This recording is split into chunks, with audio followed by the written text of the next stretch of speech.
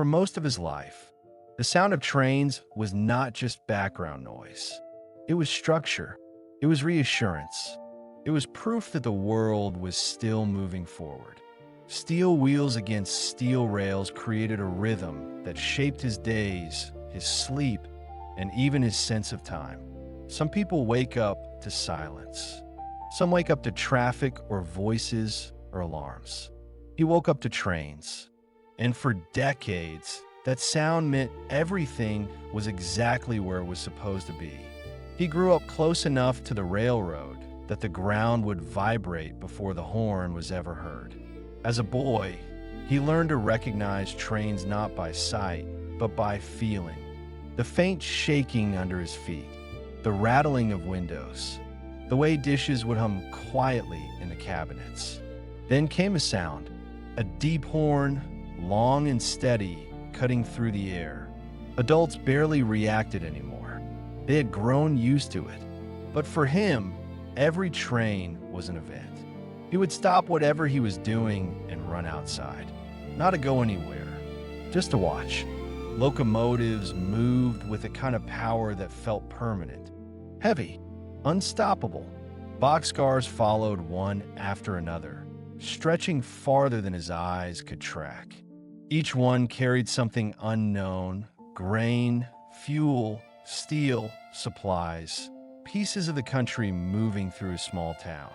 And with them came the men who worked the railroad. They didn't smile much. They didn't rush. They moved with purpose. Even as a child, he understood something important.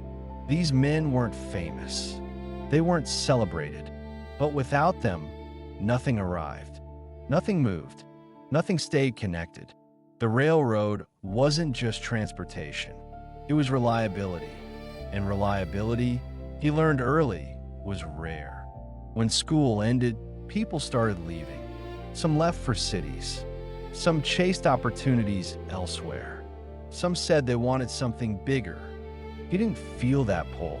He had watched the railroad his entire life. It had fed families. It had built schedules. It had given the town a reason to exist. Trains arrived on time. Trains left on time. Life arranged itself around those movements. He didn't want excitement. He wanted something solid. So when the opportunity came, he took it. No speeches, no dramatic turning point, just paperwork, a start date, and a uniform that felt heavier than it looked. The rail yard was larger than he expected. Tracks ran in every direction, crossing, splitting, merging again. Signals blinked quietly. Engines idled with low, constant rumbling. The air smelled like diesel, oil, and metal warmed by the sun. It was loud, but not chaotic. Everything moved according to rules. Rules that could not be ignored. Older workers spoke plainly. They didn't exaggerate. They didn't soften anything. They told him, pay attention, never rush, assume nothing, respect the equipment. On the railroad, mistakes were final. He listened. Railroad work wasn't about speed. It was about timing, knowing when to move and when to wait, knowing what a signal meant without thinking, knowing how much force steel could tolerate before it became dangerous. He learned to feel weight through couplers, to sense movement before it happened, to notice when something was off, a sound, a vibration, a delay. Weather changed everything. Rain made rails slick. Heat warped metal. Cold slowed reactions. The railroad didn't care. It expected the same attention every day. And slowly, he stopped feeling new. The yard became familiar. Not comfortable, but known. His days followed a rhythm that never asked for permission. Early mornings, late nights, holidays treated like any other day. Trains didn't stop because it was Sunday. They didn't slow down because it was Christmas. Life learned to adapt. Family dinners shifted. Sleep came in pieces. Plans were flexible or abandoned.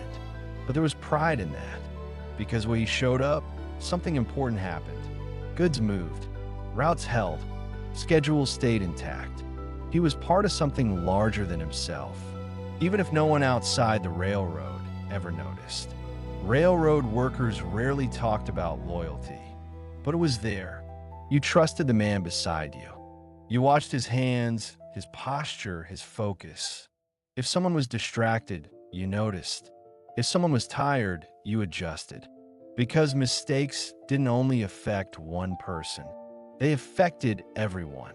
Breaks were quiet. Coffee from thermoses. Short conversations. Weather. Sports. Aches that never fully went away. Nobody talked about dreams. Dreams were for people who didn't already carry responsibility. The town existed because of the railroad. Shops opened when trains arrived. Warehouses rose near sidings. Cafes filled early in the morning. Everything followed the schedule. When trains ran strong, the town felt alive. When trains slowed, people noticed. But no one believed it would ever stop. Railroads had survived wars, depressions, and disasters. They were permanent, or so it seemed. Years passed quietly. Faces changed. Some men retired. Some transferred. Some disappeared from the yard without much explanation. He stayed, not because he lacked ambition, but because stability mattered. The railroad still felt solid, unmovable. Then small things began to shift. Routes adjusted. Schedules tightened. New words entered conversations. Efficiency, optimization, cost reduction. They didn't sound like railroad words. They sounded like office words. Men noticed, but no one panicked. The railroad had always adapted. It would adapt again. Then came pauses, gaps in schedules, tracks that stayed empty longer than usual. The yard felt different, not broken, just quieter. Experienced workers felt uneasy. Silence on the railroad is never neutral. The announcement didn't come with alarms. It came quietly, in a room where voices echoed more than usual. Words were chosen carefully. No one was blamed. Cuts were explained. Closures outlined. Service reductions justified. Some lines would stop running. Some jobs would disappear. Some towns would no longer be connected. He listened without speaking. There was nothing to say. The final weeks felt heavy. Men walked slower, touched familiar equipment longer. Trains still ran, but everyone knew they were numbered. When the last train passed through town, it didn't stop. It didn't slow down. It just moved forward, as trains always do. And when it disappeared, something else disappeared with it. The alarms still rang. Habit remained, but there was nowhere to go. No schedule waiting. No signal to read. The quiet felt unnatural. The railroad had shaped his life. Now time stretched without structure. The days after the trains stopped felt unfamiliar. Not dramatic, not explosive, just empty. He still woke up early. His body hadn't learned yet that the railroad no longer needed him.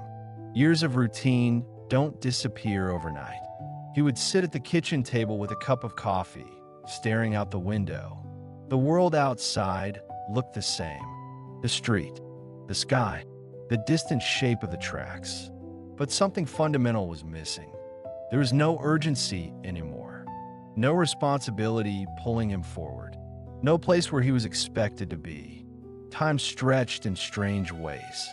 Hours passed slowly. Days blended together.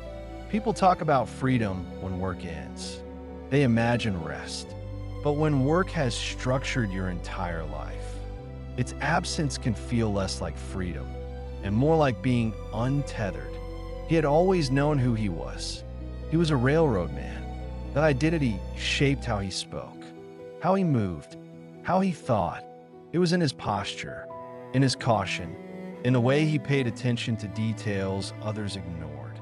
Now people asked, "So what do you do now?" And for the first time in his life, he didn't know how to answer. He wasn't unemployed. He wasn't lost. But he wasn't that anymore. and that absence felt heavier than he expected. The town felt it too, not all at once, not like a collapse, more like a slow dimming. Shops opened later, closed earlier, some never reopened. Families talked quietly about moving. Others stayed because they had no choice. The railroad had connected the town to the rest of the country. Now that connection felt fragile. Tracks rusted. Weeds grew between ties. The station stood quiet, its doors locked. A place built around movement had learned stillness. He found himself walking near the tracks more often, not to mourn, but because memory pulls you back to where it was formed. He remembered standing there decades earlier, younger, stronger. He remembered cold mornings and long nights, signals glowing through fog, the weight of responsibility resting comfortably on his shoulders. Memory softened the edges of loss. It reminded him that nothing had been taken away. It had simply ended. His family noticed the shift before he spoke about it. They saw the quiet, the long pauses. They didn't push him. They understood that some things need time. Work had been his language of care. Now he was learning another one. He fixed small things around the house. He listened more. He sat longer at the table.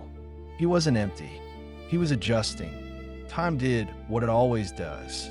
It moved forward. New routines formed slowly. Different rhythms replaced old ones. The railroad didn't disappear from his mind, but it no longer defined every hour.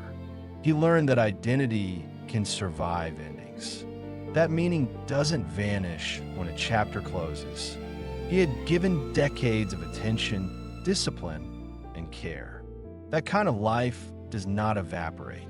People talk about jobs as if they are temporary, replaceable. But for men like him, work was not just income. It was contribution. It was reliability. It was the quiet agreement between society and the individual. You show up, you do your part, and you matter. When the train stopped, that agreement felt broken, but only on the surface, because the truth remained. The railroad had run for generations, because people like him carried it, and that truth does not expire. He never stood on stages, never gave speeches. There were no plaques with his name, but trains ran on time. Routes stayed safe. Towns stayed connected. That was enough. Legacy doesn't always announce itself. Sometimes it's invisible. Sometimes it's built quietly, one shift at a time. Acceptance did not come suddenly. It came in moments. In a quiet morning where the silence no longer hurt. In a walk through town that felt familiar again. In understanding that the value of his life was not erased by change. He did not fail. He completed something. Railroads once stitched the country together. Men like him were the thread. Without them, nothing moved. Even now, long after the train stopped running through his town, their impact remained in the places they connected, in the lives they supported, in the dignity of work done well. The tracks may have gone quiet, but his story didn't. It lives in the people who remember, in the towns that once depended on the railroad, in the work he gave everything to. And as long as stories like his are told, ordinary lives will never be forgotten because they were never ordinary. Not really. Before we forgot,